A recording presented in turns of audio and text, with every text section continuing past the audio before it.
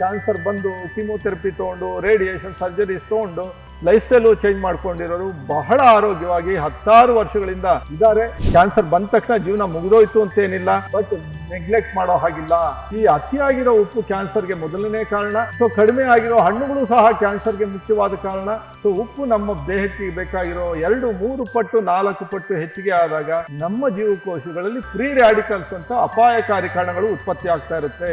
ಕರಿದಿರೋ ಎಣ್ಣೆಗೆ ಪುನಃ ಎಣ್ಣೆ ಹಾಕಿ ಕರಿತಾ ಇರ್ತಾರಲ್ಲ, ಆ ರಿಪೀಟೆಡ್ಲಿ ಹೀಟೆಡ್ ಆಯಿಲ್ಸ್ ಮತ್ತೆ ಸಾಲ್ಟ್ ಹೆಚ್ಚಿಗೆ ಬಳಸಿದಾಗ ಜೀವಕೋಶಗಳಲ್ಲಿ ಫ್ರೀ ರ್ಯಾಡಿಕಲ್ಸ್ ಅದು ಇದೊಂಥರ ಡ್ಯಾಮೇಜಿಂಗ್ ಪಾರ್ಟಿಕಲ್ಸ್. ಇದು ಪದೇ ಕರೆದಿರೋ ಎಣ್ಣೆನ ಬಳಕೆ ಮಾಡೋದು ಟೋಟಲಿ ನಿಲ್ಲಿಸಬೇಕು. ಹಸಿ ತರಕಾರಿಗಳಲ್ಲಿ ಹಣ್ಣುಗಳಲ್ಲಿ ಆಂಟಿ ಆಕ್ಸಿಡೆಂಟ್ಸ್ ಅಂತ ಏನಿದೆ ವಿಶೇಷವಾದ ಅಂಶಗಳು, ಅದು ಈ ಫ್ರೀ ರ್ಯಾಡಿಕಲ್ ಡ್ಯಾಮೇಜ್ ಕಡಿಮೆ ಮಾಡೋದ್ರ ಮೂಲಕ ಕ್ಯಾನ್ಸರ್ ಬರದೇ ಇರೋ ತರ ತಡೆಯುತ್ತೆ.